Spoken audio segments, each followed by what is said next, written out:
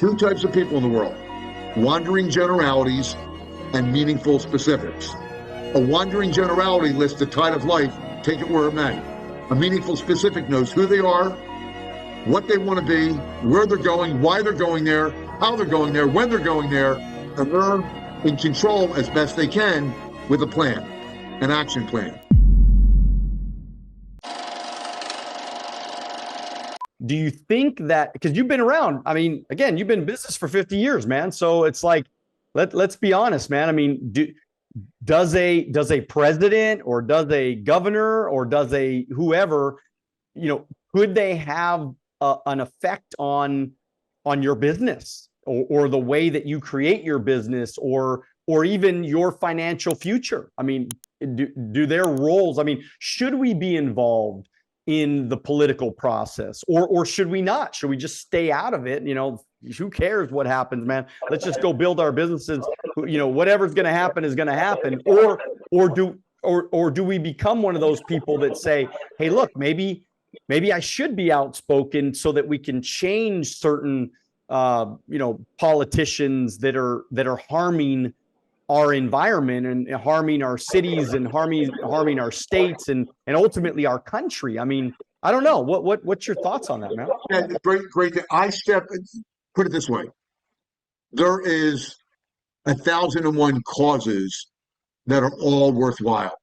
And I encourage anyone that feels it in their heart to say, I want to do something to leave the world better than I found it. I'm not for that a little bit. I'm all for that. I have a speech called Make a Difference, Leave a Legacy, how to live a right side up life in an upside down world. It's exactly what you're talking about, leading with love, kindness, generosity, gratitude, all those things that are not game-changing, but life-changing. And I can't tell you, Daniel, and those that are listening, that if you have a passion based on either a personal experience that someone you have has been I just, to one of my clients, one of their employees' granddaughters was sex trafficked. And there's a big thing with sex trafficking. I mean, you pick your cause. I have a little girl, her picture right here, like a daughter of me, died of a brain tumor, cancer. So there is a million causes. If you're a dog lover, I mean, there's a million things, the environment. I encourage everyone to please do something to make a difference, to lend your voice, to lend your actions to making an impact, to making it better. Whatever is in your heart that you want to do that. I encourage you that. I think it's part of our responsibility to leave the world better than we found it. So that will answer that part of the question. The political parts of the question is another story.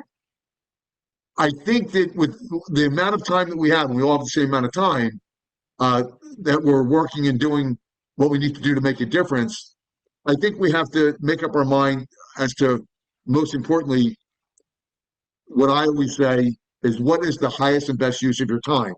What determines that ultimately and infinitely are your values. So do you have a core set of values? So if you don't, as Barkowski said, if you don't stand for something, you'll fall for anything. Who are you and who do you want to become? Are you living out your values? My mentor and friend, Zig Ziglar, God rest his soul, said this: two types of people in the world: wandering generalities and meaningful specifics. A wandering generality lists the tide of life, take it where it may. A meaningful specific knows who they are, what they want to be, where they're going, why they're going there, how they're going there, when they're going there, and they're in control as best they can with a plan, an action plan. And they make adjustments and they assess and adjust along the way.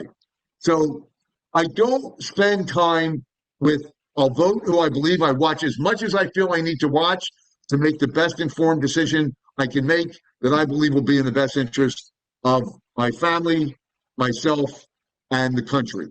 And other than that, I don't pay a lot of attention to it, or I don't pay a lot of time, because there's other things that I think I can make a bigger impact in the world. Right. Investing my time in that. Right. Makes total sense, man. I 100% get where you're coming from, man.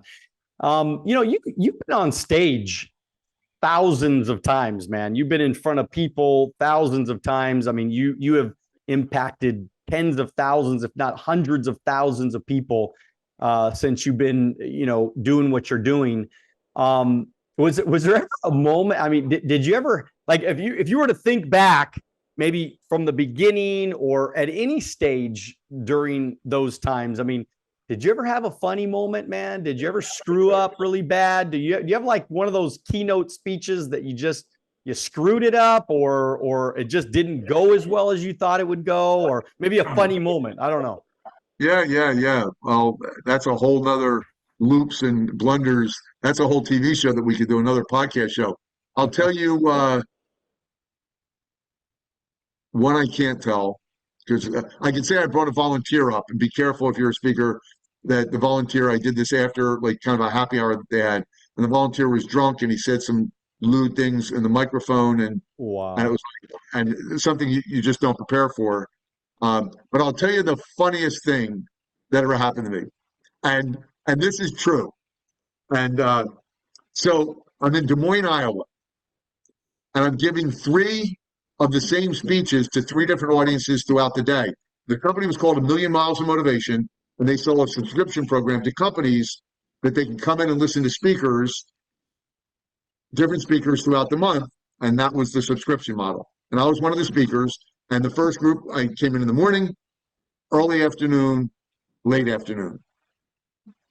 So two really unique things happened during this. Des Moines, Iowa, and I'm a city boy. I'm from New Jersey originally, Atlantic City, New Jersey. You can probably tell the New Jersey in my voice, not Florida. So I'm doing the morning speech, and I'm not connecting with the audience. And as a speaker, you look out and you see, are you connecting? They're not responding. I'm pretty interactive. You can tell I don't talk in a monotone voice ever. So I'm always animated. And I didn't back then. I do magic now up on stage, but I wasn't doing it then. But I'm interactive. I bring people up, have people say things.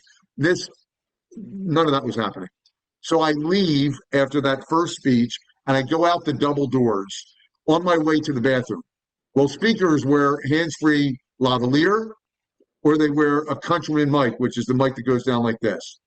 And what I'm saying is, you wear something, you're not holding a mic, and you have a little control pack on your waist, and you turn the mic on or off, or they could do it at the AV. The AV team could do it. Well, there's stories about speakers going to the bathroom, forgetting that they were live. No, mine is worse. Mine is worse. I'm going to the bathroom. I leave the double doors. My mic is live, and I'm halfway between the auditorium where I spoke and the bathroom, and a person leaving the bathroom approaches me, and he says to me, "How did it go?" And I said, funny you should ask. I'm ready to call 911, have them come out and resuscitate this audience. I think they're all dead.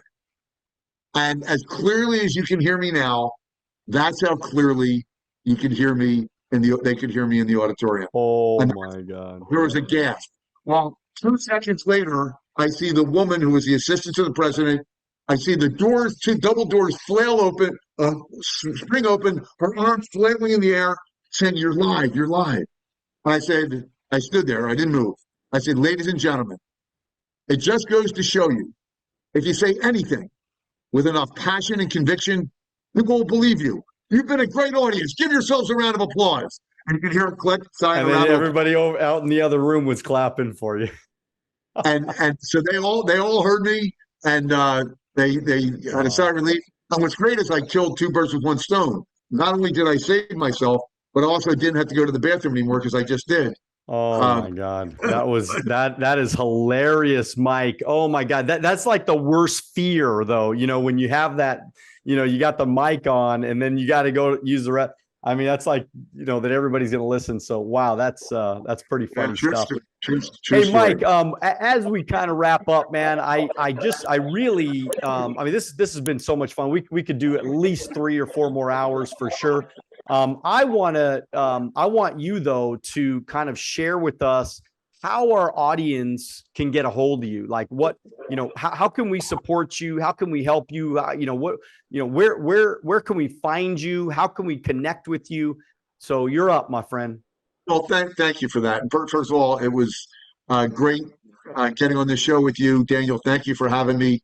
Thank you for making me feel so comfortable on the show, and for this great exchange. And it's been wonderful, and I hope something of real value to you, to Max, and also to all your listeners. If you want to get in touch with me, Michael Altshuler, Altshuler. So I'm all over social media, Instagram, LinkedIn. Connect with me. I'll be happy to connect with you. YouTube channel, Twitter, Facebook, and those are probably the main channels. And I do coaching, one-on-one coaching. I do 15-minute morning huddles, just like you see in the NBA or the NFL. They have huddles, and the huddles are meant to be a spark to get everyone consistently performing at the highest level. So these 15-minute huddles go over key personal and professional development strategies, techniques, and tips on how to stay in the game and elevate your game. If you like this video and you want to watch another one, click right here. If you want to watch the entire podcast, click right here.